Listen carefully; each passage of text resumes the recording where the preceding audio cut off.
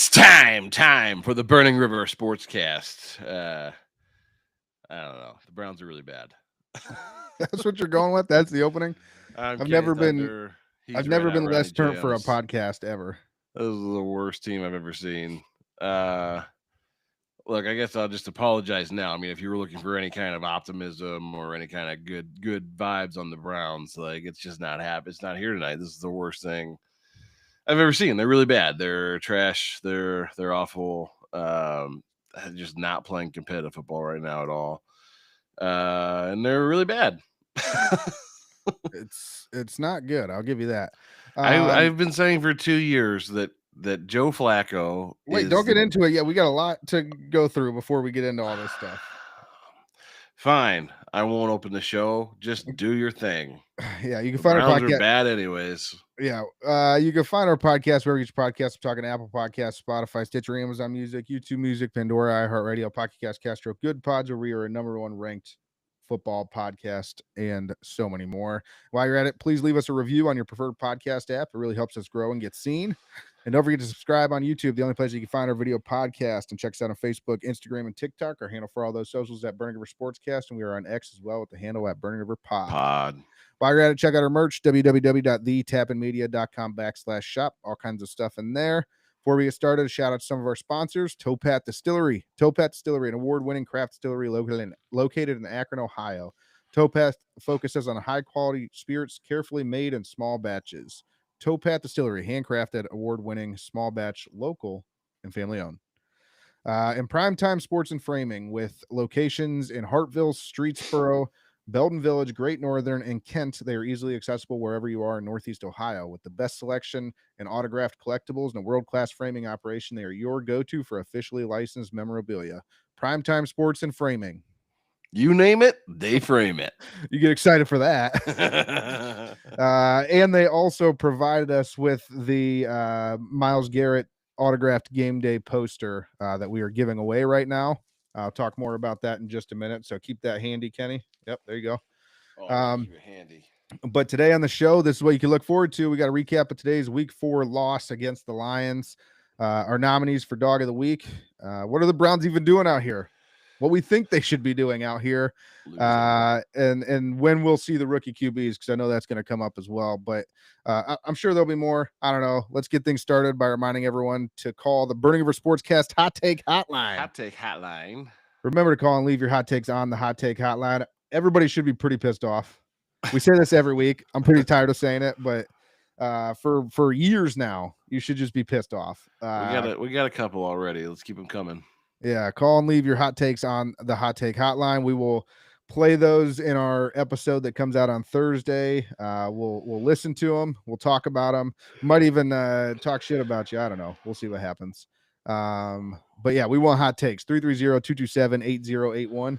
330-227-8081. 330-227-8081.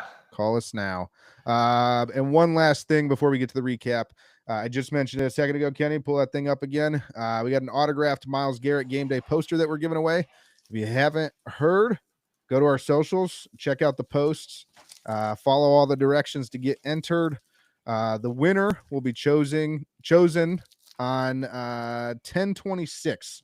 It closes just before the game starts on 10/26, and then we will announce the winner on our live show that evening. So you can also, just a quick reminder, you can earn 50 bonus entries if you're subscribed to our YouTube at Burning River Sportscast. And if you don't have a YouTube account, make one. It takes about 5 minutes, and you'll really help us out. So, yeah, I guess now we can talk about the Browns. Now we can talk about the show. Yep, go ahead.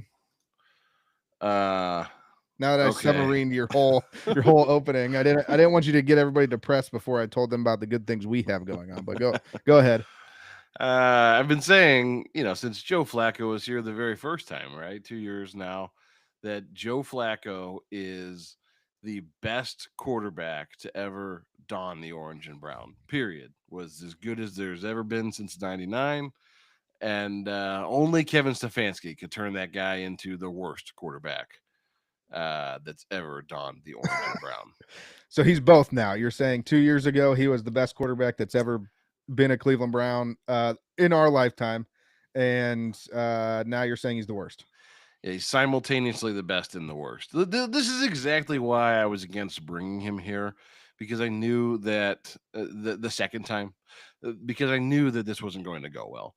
I had fond memories of Joe Flacco, the legend of Browns quarterback Joe Flacco, the run that we had. It was a lot of fun, and I didn't want that to be overshadowed by what is now just consecutive weeks of ass.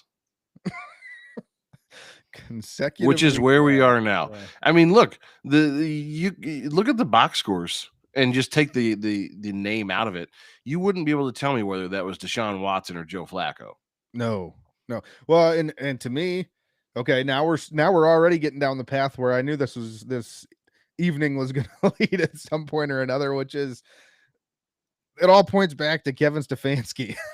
Stefanik. I'm officially going back to Stefanik with this guy. I don't respect him enough to pronounce his last name correctly. Like, seriously, how does it not matter what quarterback we have? They're always going to throw it 45 times for 160 yards.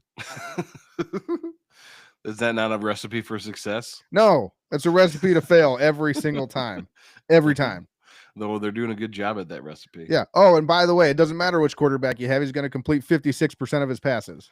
Look, I was really optimistic heading into this week. In fact, I picked the Browns to win this week. That was an idiot. Dumb move. Because I was under the impression that we would see the best version of the Cleveland Browns offense in this iteration of whatever this team is, because they had been so bad all year, and that they were going to make whatever changes and come out with a fresh energy. And Joe Flacco would know that he was up against it because this is kind of his last chance to redeem himself as a starter in the league, all these things, right? And that first drive was a thing of beauty. Joe Flacco was. I'm sorry, I'm laughing at comments coming in. Joe Flacco was on, making throws on time. We were able to run the ball a little bit. We marched right down the field and scored. And I thought, yes, like, where has this team been hiding? Where has this offense been all season long? And literally in a matter of seconds, they reverted back to everything they've been doing all year, which is just ass. Yeah. No, it's this is my actual reaction right now. I just don't have words anymore. I can't just keep saying the same things over and over. Like, it's been bad for a while. It's not like this just started. Right. It's been bad for a while. And here's the deal. Like, yes, sorry, I'm reading some of these comments here that Judkins did care. He's the only offense we have. So anybody out there that's talking about offense, Judkins, he's the only offense we have. You're 100% correct. And we understand that, and it's all in here too. We're going to talk about it. But I think the main thing we need to talk about is that Kevin Stefanik has no stones, just stoneless. Why did we go into halftime? Yeah, that's with a completely stagnant offense, with Joe Flacco throwing the most embarrassing interceptions I've ever seen in my life.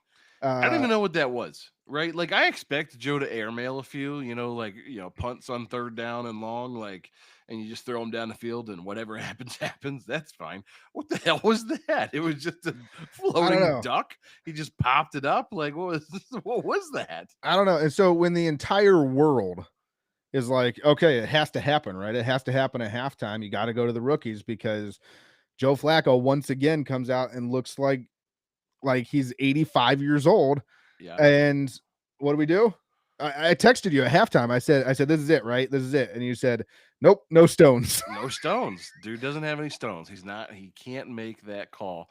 That's 2 weeks in a row that you should have made a change at halftime, if nothing else, to signal to the rest of your team that what we're doing right now isn't good enough. We have to at least change it just to give us a shot to see if there's anything different we can do.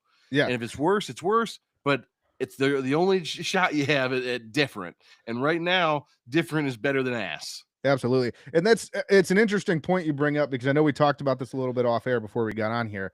And I keep hearing all these people, we've said, go to the rookies, go to the rookies, go to the rookies. And finally, it sounds like everybody else is on board, which I'll talk about that later. But here's the deal.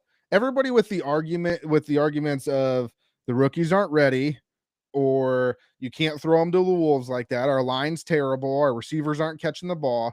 A couple of things. One, The line and the receivers aren't getting any better this year. So if you're not going to do it now, you're not going to do it later. Like, that doesn't even make sense. And two, you want to talk about tanking confidence or throwing them to the wolves or whatever. What do you think it's doing to Gabriel's and Shador Sanders' confidence sitting on the bench and Kevin Stefanski telling them every game, you can't score 10 points because that's how many points we can score. We are not confident in you scoring 10 points. Yeah, I mean, that's a real slap in the face there. I can't do as good as this guy's doing, who's doing absolutely nothing. Can I go back to the interception again real quick? Sure. Whatever that pop-up was, because I guess it was kind of waved off as like, oh, it's got to be a miscommunication. What play is drawn up for us to just toss the ball as high as possible into the air and hope somebody runs under it? Like, that's not, even if it was a miscommunication, I've never seen an NFL quarterback make that throw. That was a 60-degree wedge, right? Like, that was a flop shot. That wasn't just a Floppadopoulos. That wasn't a Hail Mary, just throw it down the field. Joe Flacco, nobody wants to see your Floppadopoulos. What the hell was that? That was terrible. But agreed. I mean, look, and here's the deal. To add on to what I was saying, we're not getting any better. As a matter of fact, we actually keep getting worse. So 2 games ago, we were averaging 13.2 games over the last 13. 8. And then last week we scored 13. So now we went down to 13.1 points over the last 9. Well, guess what? We scored 10 this week. So now we're at somewhere around, math's not perfect, but right around 12.8 points a game over the last 10 games. We're getting worse. Yeah. So you're telling me that the rookies can't do at least that? And the only consistent variable there is Kevin Stefanski, because you've had different play callers in there. You've had Ken Dorsey. You've had Tommy Reese now. You've had different quarterbacks in there. Don't talk about, it's not Kevin's problem. It's not Kevin. All these Cleveland fans, and don't get me wrong, I love all you guys out there, but all these Cleveland fans still want to preach on Kevin Stefanski as an offensive guru. And we use that's a tongue-in-cheek term because nobody in Cleveland media, besides the media that is basically owned by the Browns, nobody thinks Kevin's an offensive guru. Nobody thinks that Kevin Stefanski is this quarterback genius, this quarterback whisperer. Like, we've seen enough quarterbacks be terrible. We've seen the offense be terrible. Like, but there's still the people out there that'll tell you, like, he knows what he's talking about. We got to keep him in there. He's a good coach. What evidence do you have of this? I want to know. I want to know. The evidence they point to is the fact that he's 2-time coach of the year, Kevin Stefanski. Yeah, the first one, Joe Flacco played out of his mind for 6 games. Like, literally he's never played that way before or since. Well, that was the second one, but the first one was with Baker. Well, I mean, I'm going back from like now, like back in time, like the first one, most recent one, and then after that, the Baker one, when the guy started to be pretty good before we shipped him out. And by the way, Kevin Stefanski was sick with COVID when we won a playoff game, and then when he came back, we promptly lost. So who was couldn't stop Chad Henne? Who was the real coach of the year? Was that Mike Prefer that coached that game? Yeah, we couldn't stop Chad Henne to beat the Chiefs that year, in case anyone was wondering. Chad Henne. That's the guy. To go back to my original point, though, which was they point to this coach of the year. I think it's time that we just stop naming a coach of the year, because in recent history, coach of the year really hasn't done a whole lot for anyone. Who was the coach of the year last year? Kevin O'Connell, a guy with 0 playoff wins. Who won it the year before Stefanski won it in 23? Brian Daboll. Anybody think he's coach of the year this year? Then you have, before Daboll, Mike Vrabel, who promptly was fired for his performance. And then you have Kevin Stefanski again. And then you have Matt Nagy in there in 18 or 19. So, like, a bunch of guys that, like, nobody wants to coach your football team. That's what we're pointing. He won that award. Okay, great. Yeah, he won the Daboll, Vrabel, Nagy award. The guys who don't get coach of the year, the guys whose teams are consistently good, because they're just expected, because they're always winning. They're good every year. You win coach of the year because you take a bad organization and you get lucky one time and you get them in the playoffs. If Kevin Stefanski had kept it, Stefanik, I got to keep reminding myself, I don't respect this guy. If Kevin Stefanik would have kept them in the playoffs since that first playoff appearance, he'd only have one. Yeah, he wouldn't be coach of the year. Yeah. But he hasn't. So I just like the game was so bad. I'm still processing. Like I haven't even collected my own thoughts on. sorry, you can't see I got to tell you this. Your comment about Joe Flacco and throwing the interception on Facebook, we got a comment and the guy said Joe Flacco said there's a DB down there somewhere. I mean, shout out to James on that one. James Frank with yeah. Yeah, but honestly, I mean, all three phases of the ball, putrid.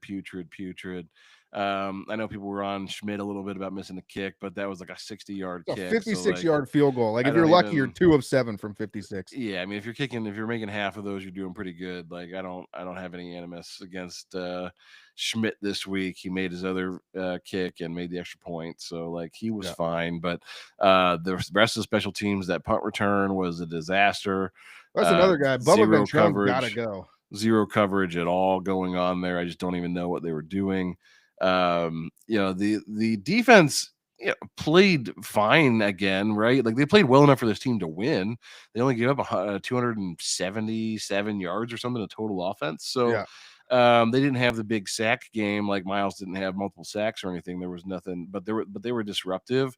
And outside of Jahmyr Gibbs getting loose a couple of times, they stopped the run for the most part. I think David Montgomery, who's a 4.2 yard per rush career rusher, averaged 1.2 yards a carry today. So and Jahmyr Gibbs didn't break 100, so they were right around 100 yards total rushing. Total, the Lions and this is another one of those high powered rushing offenses. The Lions had 109 yards. Like I if you would have told me before the game that they would have 109 yards rushing and Jared Goff would only have 168 yards passing, I was like, we're probably in this game. Yeah, you probably didn't lose by 24. No, but we did. We found a way. Yeah. So just back to your comments, especially about the special teams, like Bubba Ventrone. Like I know people are probably not wanting to hear this, and we're talking about just basically fire sale at this point, but the organization is terrible, top down. So like let's be real here. Stefanik has to go. Bubba Ventrone definitely has to go. I mean, our special teams, since we signed Bubba Ventrone as the special teams coach, they've got to be this is anecdotal, I admit that, but they've got to be the worst in the league. I can't tell you the number of times our kickers have all been asked, every single one of them. Luckily Schmidt's starting to hopefully turn it around again. I agree with you. I don't put the 56-yarder on him. Like it's a 56-yard field goal. Yeah. But the kickers in general have been bad. We have no return game over the last few years. Absolutely none. As a matter of fact, if anybody doesn't recall, last year we spent half the season just trying to figure out somebody that could catch a punt. And then now, we're giving up returns. So what exactly does Bubba Ventrone bring to the table? I don't know. Do you know? I mean, I think their problems are far greater than Bubba Ventrone, but he is one of them. But yeah, look, I mean, I've been saying this all year. Like there was a lot of hope and optimism. What this year is to me. This is my favorite movie growing up was Dumb and Dumber. I watched it religiously. I watched it every night before bed for a long time. You still quote it pretty much every day. I quote that movie in and out, every single line, all the way down to the size in between words. And when they said they were making a sequel to Dumb and Dumber, I was like, yes, this is gonna be great. And then the sequel comes out, and it's not even the original actors, and it's really a terrible movie. And we talked about the first sequel before they really did make a sequel. Yeah, and then years later, there's going to be another sequel, and it's actually going to have Jim Carrey, and it's going to be great. And then it comes out, and it was just one of the worst movies I've ever seen. Like that's what this season is. Like I had a lot of hope and optimism for a new Browns season, but at the end of the day, like what we got was a crap sandwich that came out. Like that's what this year is. This team's not going to win a lot of games. You got two rookie quarterbacks on this roster that you need to see what you have in that. Stefanik is clearly against trying to evaluate either one of these guys. I think it's because he's terrified. He's hell bent on going into next year. Let me just slap some people with reality that say we don't need to evaluate him right now. He is hell bent on going into next year with 2 second-year players at quarterback and a rookie, none of which have seen any playing time. That's what he wants to do next year. You think that's a recipe for success? Yeah, that's what we're going with. I mean, I don't know like who's impressed right now by this quarterback crop. Like Arch Manning has been underwhelming. I'm hearing a lot of talk about Lenora Sellers, who has 4 touchdowns on the year and 1 pick. Who's the Drew Aller just got beat by Oregon this week, like, and he didn't play well. Threw for 160 the best part yards about or Drew something. Aller too is they say going into the game, they said the big story was how Drew Aller is going to fare against the big game narrative and the fact that there's like all this talk already that he can't win the big game, and then he promptly lost the big game. So yeah, and every game in the NFL is a big game, so yeah, that's a problem for that guy. You know who Drew Aller reminds me of? The Dumb and Dumber sequel. No, Brady Quinn. Brady Quinn. Pretty fair. Quinn never won a big game at Notre Dame, and everyone touted him as this top talent, and he just wasn't good. He had really big arms, but he wasn't very good. The biggest arms, and he had great hair. Yeah, but he wasn't good. But he wasn't that good. No. So yeah, like I don't know. And look, we were counting on, we might have like 2 picks in the top 10. Jacksonville's 3-1 right now. So I don't know if you guys have caught that. You can say goodbye to that pick, maybe being in the top 10. Could be a 15. I just hope they lose the rest of their games. So it's funny because I've heard a lot of talk about, Mason Graham has been so good inside thus far, and Travis Hunter's been, not all that great, and the Browns won the trade and all this. Well, Jacksonville's winning the war because they're 3-1 and you're 1-3. So yeah.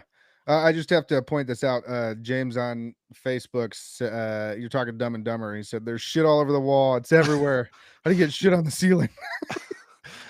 James, you got to listen to the closing of our normal shows that come out on Thursdays. Just go to the, I don't even care. Just go to the end and listen to the closing of the show. Bob Saget. Yeah. Yeah. I'm with you. It's just, it's a terrible season. It feels really bad that the predictions that we made are coming true before the season. Because that was the thing, right? Is, this is what we do. We're making a podcast about the Browns. We don't want to say these things. We don't want to predict that. I don't want them to be bad. I don't want them to be bad, but they are. And it feels even worse when we're right. It's bad for our business when they're bad. Yeah.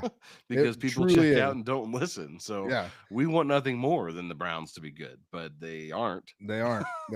And if that wasn't enough, just to add some insult to injury, Cedric Tillman out with the hamstring injury. So he's probably going to be sidelined for at least a month. See you later, Cedric. Yeah. Isaiah Bond played okay today. I mean, it wasn't great, but I think he had 3 catches for 58 yards. We'll get there. Yeah.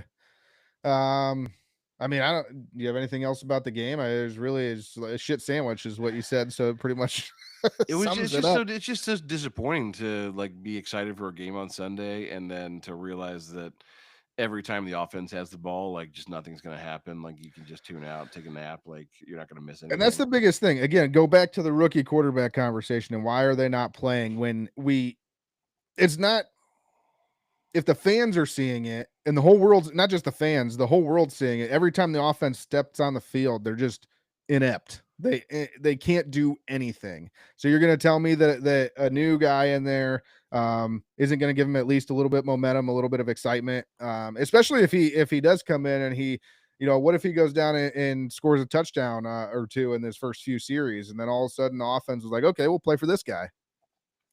Well, let's play this out, right? Like let's see. Here's the options if you switched quarterbacks at halftime. Dylan Gabriel comes in and completes 0 passes for 0 yards and you lose the game. Okay, so the result is still the same, but you also know Dylan Gabriel completed 0 passes. So you're starting to get a feel for the fact that he's not very good, which is good for the long-term prognostication to determine whether or not he can be your starter. Or if he comes in and plays really well and changes things, all of a sudden you're like, hey, maybe we have something here. Maybe we have a chance to even win this game. both of those things are better than the purgatory that we currently find ourselves in, which is watching Joe Flacco go 3 and out on every offensive series. Yeah, here's another team that wasn't getting anything out of their veteran quarterback was the New York Giants. They started a rookie. How'd that turn out for them? All of a sudden, Brian Dable has new life in New York. I think they won. Yeah, they did win. The Yeah. offense actually moved. So Yeah, but then they lost Malik Neighbors for the year. So well, that feels bad. But I mean, I'll say it. I wasn't going to say it because if Jerry Jeudy went down for the year, I mean, are we really going to miss his 14 drops? Like, probably not. Yeah, another bad one today. I mean, look, look, Joe has played bad. He didn't get any help from his team today. Blake Whiteheart had a drop. Jared Jeudy had a drop. Harold Fannin had a drop. But those were the ones that actually had a chance to be caught because there were plenty of balls that were airmailed, thrown into the dirt, pop flies thrown to the other team. So it wasn't like Joe was on his game all day and these guys were making him look bad. It was just a collectively poor performance across the board. Yep. I don't know. I feel like we didn't talk about the defense enough. I mean, the defense played pretty well, like you said. Yeah, the defense was fine. Like this defense is good enough to win games in the NFL. In fact, it's good enough to win a lot of games in the NFL, but you have to get something out of your offense. That's the thing, right? Is all these people that are talking about how good the defense is. And we said it last week. That was actually one of the reels I put out this week was talking about how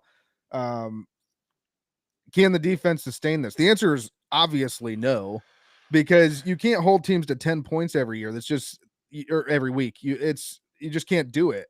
It's not the NFL we live in today.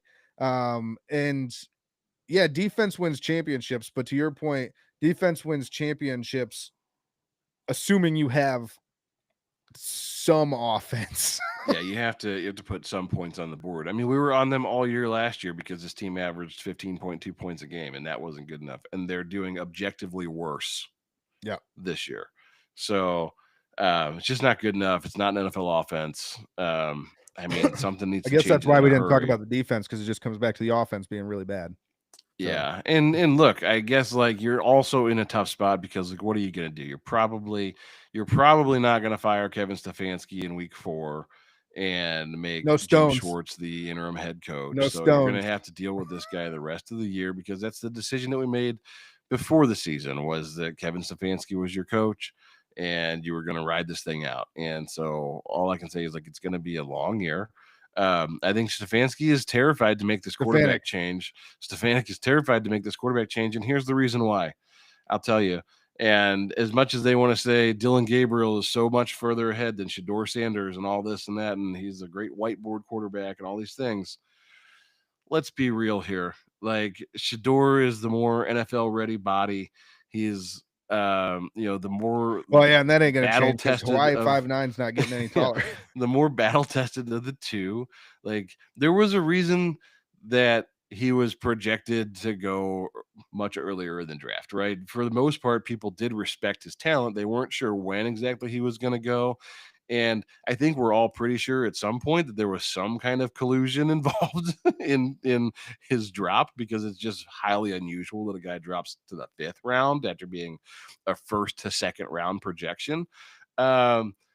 And I know Shedeur didn't play well in that last preseason game, but he also played really well in the first one. So I think he is the better quarterback, and I think Stefanik is terrified to make that change because it's just one more thing that's going to put another nail in his coffin when Dylan Gabriel comes out and isn't very good, and Shedeur does eventually get a chance to play, or hell, maybe they trade him to another team and he plays and balls out there like.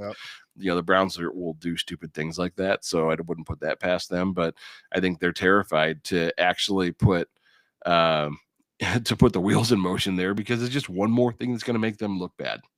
Yeah. And I think he's also terrified because, the product on the field is piss poor right now.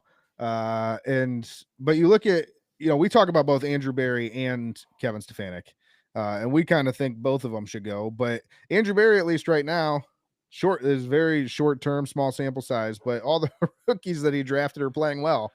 But it's not coming to anything on the field. So like now it's like, do you keep Andrew Berry and get rid of Stefanik? He's probably really starting to feel it. I mean, I know every week the NFL has him climbing the hot seat, as far as rankings. I think when the season started, he was like number 8 or 7, somewhere around there. And I think just last week before this game, he was at 5. And I'm pretty sure after this week, he's probably 3 or 2. So, well, it's right where he should be because he's terrible. So, yeah. So yeah, I don't know. Real quick before we get done with the recap of the game, I just want to shout out my dad real quick. Actually, my dad is a big Detroit Lions fan, has been his whole life. Was born up in either Cadillac or Pontiac. I always forget which one. Big Jim. Yeah, Big Jim. He texted me before the game, and he says, "Let me get to it here." He says, "You got a prediction?" And he said 35-14 Lions. And I said 21-17 Lions. I said, I don't think they get 35 on this defense. But the Browns can't score, so the Lions will win for sure. My dad comes back with the touchdowns are from lack of Browns offense, short field, and turnovers. Didn't even have to watch the game. I could have just listened to Big Jim. Big Jim had it figured out. Yeah. You call him Big Jim. To all of us around the family and everybody that's ever heard him have a nickname, it's Buzz. But yeah, Buzz. Big Buzz. Buzz or Big Jim, whatever you want to call him. He called it. I shouldn't even have tuned in. I should have just had a better Sunday. Yeah, it was a bad Sunday. Feels bad. Yeah. The Guardians are good, but the Guardians are good though. Shout out to the Guardians. Yeah, thank you for making our life a little bit more livable. Our sports life, that is. Just a phenomenal. I mean, obviously everybody knows the story, but 15 and a half games back, they officially have broken the record in the MLB for the most games back to come back and win the division. So.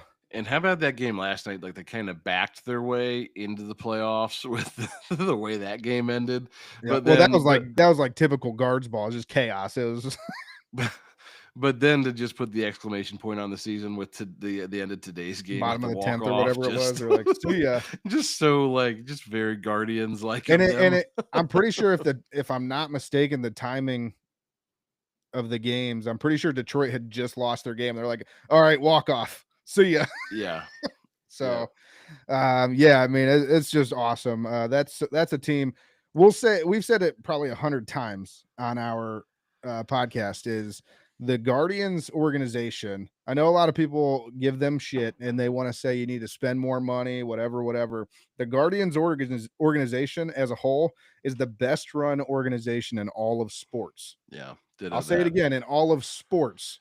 They're a small market team. They never pay out a ton. They stick to their principles, but they have a hell of a farm system. They bring up a ton of players and they are consistently in the hunt. They'll have a few down years here and there where they don't make it, but overall they're consistently in the hunt, and we make a run every once in a while. It's going to pay off. I think I heard since 95, they've been to the postseason 14 or 15 times. Yeah. I mean, for a small market club, that's pretty good. It's really good. Yeah. That's pretty good. And in the last, I think you probably want to look at 15 to 20 years. I think almost all of those probably came in that time frame. I think there's probably only 3 between 2005 and 1995 and 2005 or 1997 after the second World Series appearance in 2005. Admittedly, baseball's not as fun as football, but no. But it's at least nice that they're good. It's something for us to hang our hat on. Yeah, absolutely. So, real quick before we get out of here, Kenny, Dog of the Week nominees. I know we lost and it's terrible and the Browns aren't good, but we got to find a silver lining. That's what we do, whether we like to or not. And I'll start with Bones because he sent it in. Bone has nominated Isaiah Bond as his Dog of the Week. And so let me pull up the box score here. 3 receptions, 58 yards. Isaiah Bond. Dog of the Week, baby. Yeah. Kenny, who's your Dog of the Week? I'll go Quinchon again. I mean, for 2 weeks in a row now, he's been the only heartbeat in that offense at all. So 21 carries, 82 yards, a touchdown. And then a couple catches there. I think he had 30 yards in receiving as well. So four catches for 33 yards receiving. Very workmanlike effort on a poor offensive day. Yeah.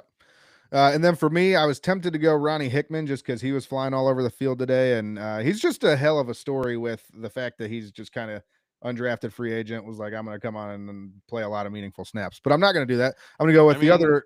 It is odd that like he was so unheralded because like I feel like he was a good college player. I mean, we saw a lot of him, but Yeah.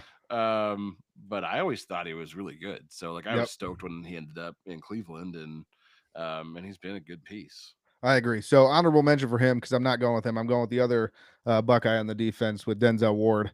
He had the pick. He damn near got us some points. And we really need those. That was as close as we got to points after that first drive. Yeah. So I'm going to go with Denzel Ward for my dog of the week nominee. But yeah, final thoughts here, Kenny? Are we already to that point? Yeah, we're there. Quick show. Browns are bad. You said it. you pretty much said it all, you know. My final thought. Do you want me to go first? Did you prepare a monologue? Nice. Okay. I didn't prepare a monologue. You can go first though. I'll go first on final thoughts. For my final thoughts, I just want to say welcome Browns fans, welcome Browns media, welcome to the shit show. We've been here for quite some time. I know before the season started, Bone and I both kind of said, yeah, let's run with Flacco to start the season. And we said, assuming he wins games, then you ride that as long as you can. Now, I will say this, Kenny, before the season started, he's been saying it all along. He said, you don't ever go with Flacco because what does that get you? Now I see the error in my ways. You're right, Kenny. But I was willing to give it at least that 1 week. Unfortunately, after 1 week, I could already tell that this offense was just going to be putrid. So basically, after the first week and us not moving the ball and looking like garbage, I said, yeah, give it to the rookies because this team that we saw wins 3 to 5 games max. And the 5 games is if you stick with Flacco, the 3 games if you go with the rookies. I'm going to revise that and say we win 3 to 4 games max. And the 4 games is if you go with the rookies, and the 3 games is if you stick with Flacco. So, yeah, welcome to the shit show. We've been here a while. We know you guys are all, that's the hot takes this week. Oh, you got to go to the rookies. You got to bench Flacco. What is Stefanik doing? We got to get rid of Stefanik. We got to get rid of, we've been here. We've been calling for Stefanik and Barry's jobs for 2 years now. Despite all the magic we had with Flacco last time, and us, just blind squirrel finds a nut. Like we've been. They don't see the nut, but they can find the nut. Yeah, we've been calling for their jobs for a while because they've really shown nothing in the last several years that says they should still have a job. I mean, I'll say it. I've said it a million times. I'm going to say it one more time. After this year, assuming we win between those 3 to 5 games that I mentioned, Stefanik's going to be right around 16 games under 500 in 6 years. And under 500, 16 and the word games that you will have said 1 million times is yes. Yeah. So that's my final thought, Kenny. My final thought is I'm going to be the biggest Green Bay Packers fan for the rest of the season. I'm hoping that they win the rest of their games, win the Super Bowl, go 16-1, and just run the table here. So I'm rooting for them tonight here against Dallas because that will be the only redeemable quality about this season is if we can look back and say that 16-1, that was us. That was us. We got the one. Go Pack. Go Pack, yeah. Go. Go Pack, go. Yeah, so with that, let me remind everybody to call the Burning River Sportscast Hot Take Hotline. Remember, these are hot takes. We want hot takes. Call and leave them on the Hot Take Hotline. Call us or we'll kick you in the jimmies. Right in the jimmies. 330-227-8081. 330-227-8081. 330-227-8081. Call now. We're not standing by, but we'll put those on our show that'll air on Thursday. And be sure to check out our gear, www.thetappingmedia.com/shop, and that'll do it for us. Kenny, what can we expect this week? What can we expect this week? So we'll have our normal show out on Thursday. We'll preview the Week 5 game in London against the Vikings. Another Browns backer interview with the British Bulldog Browns backers. This should be fun. Yeah. With special guest Paul Brown. Yeah, Paul Brown. He's a fixture amongst not that Cleveland. Paul Brown, the other Paul Brown that's popular in Cleveland. Yes, there's lots of Paul Browns in Cleveland more. But that and all the other things you listen to the Burning River Sportscast for, like the same takes over and over and over. We give them to you again. We give them to you. Check us out on social media. Tappin Media is on Facebook, X, and Instagram at The Tappin Media, and Burning River Sportscast. That's this podcast is on Facebook, Instagram, TikTok, and YouTube at Burning River Sportscast, and on X at Burning River Pod. You can find our podcast wherever you get your podcasts. We're talking Apple Podcasts, Spotify, YouTube Music, Amazon Music, Stitcher, Pandora, iHeartRadio, Podcast Castro. Good Pods, where we are a #1 ranked football podcast, and so many more. And please leave us reviews on your podcast app of choice. Helps us grow and get seen and keep bringing you the best damn pod in the land. I think we're done. Man, they're so bad. Yeah. The Browns is really bad, and that's a problem. Don't just be a part of the problem. Be the whole damn problem. And only you can prevent river fires. Burning River Sportscast. Burning Rivers. Good night, Cleveland. Not yet. Good night, Cleveland. Good night, Cleveland. Good night, Cleveland. Good night, Cleveland. Good night, Akron. Good night, Cleveland.